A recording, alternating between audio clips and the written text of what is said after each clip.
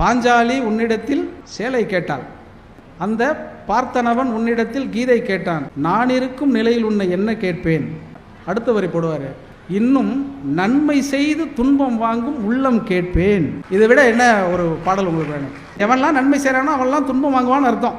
அதனாலே ரொம்ப பேர் நன்மை செய்கிறதே கிடையாது.